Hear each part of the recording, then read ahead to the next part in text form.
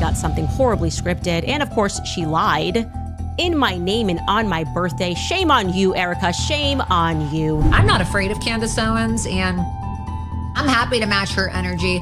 I'm happy to wrestle in the mud with that bitch. Know that the real driver of the entire random attack on me from the president, and the reason why it was tinged a little there with some race, was actually his top advisor, Laura Loomer. Candace Owens just dropped a bombshell claiming that Laura Loomer exposed her family's vehicle information, and if you've been anywhere near social media lately, you've already seen these two going at it on X like there's no tomorrow. Accusations flying from every direction. But here's the real question nobody's asking. What if there's someone else pulling strings behind the scenes? Some people are starting to point fingers at Erica Kirk as a possible force behind all of this. And honestly, it's not hard to see why. She's never exactly been on Candace's good side, and ever since Charlie Kirk passed, Candace has been coming after her relentlessly, including in that Bride of Charlie series. So when you look at the bigger picture, people are genuinely asking, is Laura acting alone?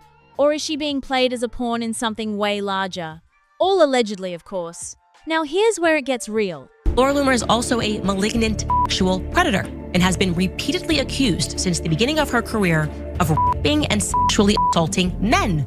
That is not a typical thing that men come out with. That men come out and say, a woman sexually assaulted me, right? Take, for example, Alan Jacoby. This happened just last week, 10 days ago. Candace didn't just throw out some vague claim, she got surgical with it. She specifically said Laura posted details about her personal vehicles, including a brand new Range Rover her husband gifted her. And she didn't stop there. She went further, alleging that Laura's fiancé, Andrew Jacob Simpson, used his position at a car dealership to access her private records. Suddenly, this isn't just social media noise anymore. Candace is suggesting actual privacy laws may have been crossed. And Laura? She wasn't about to go down without a fight.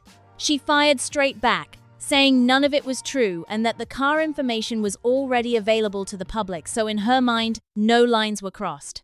But instead of cooling things down, she cranked the heat up even higher. She went after Candace personally and dragged her husband George Farmer into it, bringing up a past DUI situation and putting that front and center. Then she hit Candace with this, "How are you out here asking supporters for money while allegedly sitting on luxury cars worth close to $1 million?" At that point, this war had gone far beyond one single accusation. And just like that, this thing exploded into a full-scale war with both sides throwing everything they had and then some. And for some reason, there's a lot of people that are really afraid of this nappy-headed black who just has a lot to say but not really a lot to offer. So I'm not afraid of Candace Owens, and I'm happy to match her energy. I'm happy to wrestle in the mud with that.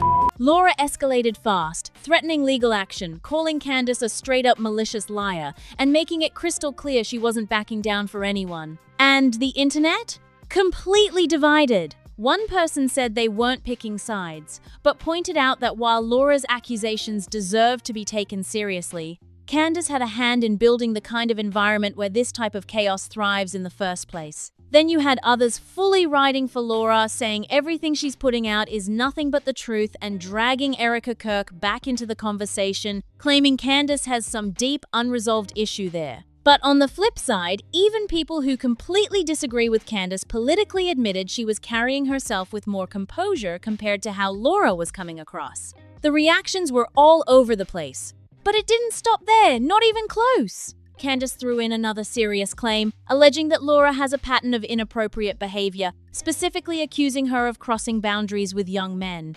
The moment that hit the timeline, the situation shot to a whole new level of intensity. Laura's response turned razor sharp. She came back with a slur, made it clear she wasn't the least bit intimidated, and depending on who you ask, the way she said what she said carried a tone that a lot of people flagged as racially charged. At that point, this stopped being a debate and started looking like a personal demolition mission. And just when it seemed like things couldn't get any messier, Candace dropped a video. I want to know, what's the good number of dicks before you have to settle down? Like, how many dicks do you need to get in your life before you're like, okay, it's time to settle down?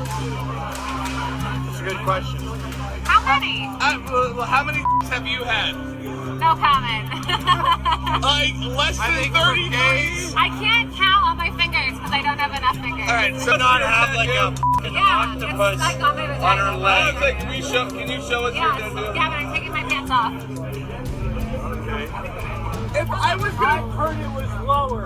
If I was gonna stick my dick there, that's not a vagina. Do you like it? It's pretty cute. She posted what appears to be footage of Laura speaking openly about her personal life, her relationships, her experiences, and even referencing figures like Gavin McInnes. And Candace didn't stop there. She added another layer in the caption, claiming that Laura regularly speaks to political figures and carries real influence in those circles. Whether that's accurate or not, the move was deliberate. Candace was clearly working to shape how people see Laura. But Laura wasn't about to let that slide.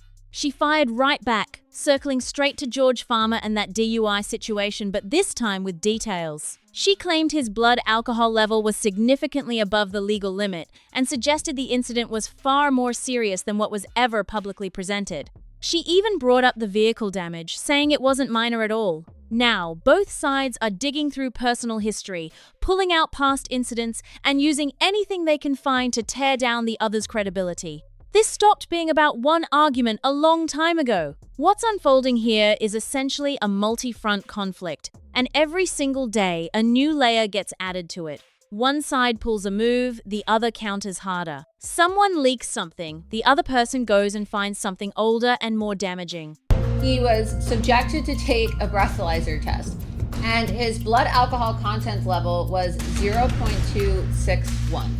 which is literally 3 times over the legal limit. So the legal limit for drinking, if you're going to get in a vehicle, you shouldn't really drink and drive at all. Like personally, if you're having alcohol, you shouldn't drive at all. But if you're one of these people that drinks, you technically can drink until your blood alcohol level reaches a level of 0.08. It's almost strategic at this point, like watching two people play chess in public while the whole internet watches and picks their favorite player. And the audience? Completely invested. But here's where things shift from entertaining to genuinely suspicious, because people keep circling back to one burning question that nobody has fully answered yet. Why now? Out of all the moments this could have exploded, why is everything colliding at this exact point in time? Why is the intensity this high, this fast, and this personal? Those aren't just casual questions anymore. People are treating them like actual clues. And that's exactly why Erica Kirk's name refuses to leave this conversation. Candace has been relentlessly vocal about her ever since Charlie's passing, not in a vague or subtle way either. She went in deep, broke things down publicly, named names, and showed no signs of pulling back. That Bride of Charlie series alone stirred up enough controversy to keep people talking for months. So the idea that there could be some kind of behind-the-scenes tension spilling out into the open? People aren't just entertaining that thought casually, some are treating it like the most logical explanation on the table. Speaking of which, Erica Kirk came out today, and she was channeling Janet Jackson in Rhythm Nation. I was feeling it at first. I was like, we're about to get a routine, a dance routine, and we didn't get that. Instead, we got something horribly scripted, and of course, she lied.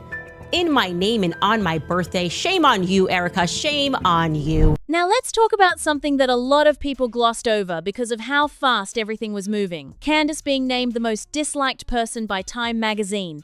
And the reaction to that was something else entirely. People weren't just surprised, they were genuinely confused and fired up about it. Comments were flooding in from every direction, with people saying out of every single person making headlines right now, with everything happening in the world, with all those Epstein files being openly discussed again, this is the name that gets chosen? That reaction alone tells you everything about where public sentiment was sitting at that moment, and the fact that Candace herself responded to it, that just poured gasoline on a situation that was already burning at full heat. Because now it wasn't just a magazine title, it became a whole conversation about media bias, selective targeting, and who exactly gets to decide who the villain of the moment is. People started asking harder questions. Who benefits from pushing that narrative about Candace right now? Who gains when her credibility takes a public hit at this specific moment?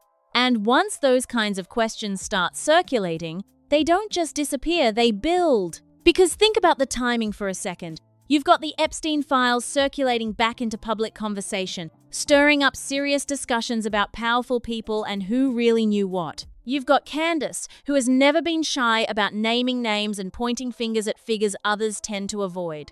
And then, almost simultaneously, she gets hit with a very public reputation attack from multiple angles at once. A media title, a social media war, personal history being aired out, award ceremony, whereupon which I was awarded Time's Most Vile Person of the Year. Really? Wow. Okay, Trump. To what do I owe the honor? and her husband being dragged in.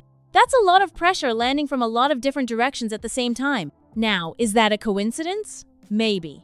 But when you lay it all out like that, side by side, the pattern becomes harder to dismiss. And the internet noticed. People started drawing their own timelines, connecting dots, and sharing theories that spread faster than any official statement could counter. Some of those theories were wild, sure, but others were surprisingly detailed and difficult to just wave away. So let's get back to Laura's role in all of this, because that piece matters more than people are giving it credit for.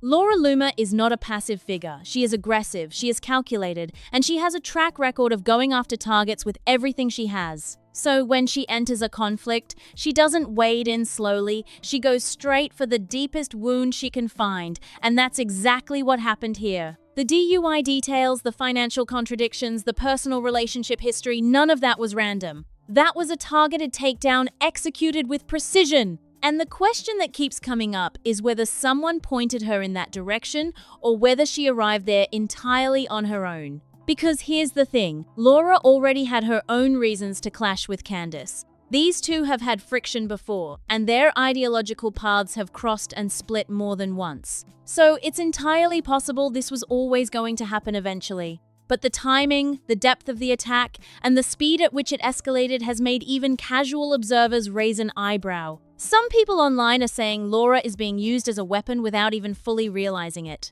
Others are saying she knows exactly what she's doing and is choosing this moment deliberately for her own reasons. And then there's a third group saying this is simply two strong-willed, confrontational personalities who were always going to collide eventually, and the moment finally came. All three of those explanations have merit, which is exactly what makes this so difficult to pin down. What is clear though, and this part is not speculation, is that both Candace and Laura have built their brands on being unfiltered, on going where others won't, and on treating controversy as a feature rather than a bug. So when they turn that energy on each other, the result is exactly what we're seeing right now. Total chaos, maximum noise, and an audience that cannot look away. But underneath all the back and forth, there's a more serious thread running through this entire situation. The doxing accusation, if true, isn't just drama, it's a legal matter. Exposing someone's private vehicle information, especially if it was obtained through unauthorized access to dealership records, crosses a very real line. Candace clearly understands that, which is why she framed it the way she did, not just as a personal attack, but as a potential violation. That framing was intentional, and it shifts the weight of the accusation considerably. Laura's response to that was to challenge the premise entirely, arguing that the information was already public and that no line was crossed. But that defense only works if the sourcing holds up, and Candace's implication that Andrew Jacob Simpson used his professional access to pull that information privately puts a very different spin on it. If there's any paper trail connecting that access to what was posted, the legal angle becomes very real, very fast. And that's the layer of this story that tends to get buried under all the personal attacks and clapbacks, the actual potential consequences. Because if this escalates into legal action, it stops being a social media war and becomes something with real stakes attached. Reputations, finances, professional relationships, all of it becomes fair game in a courtroom in a way that even the most aggressive tweets simply cannot match. So where does this all go from here?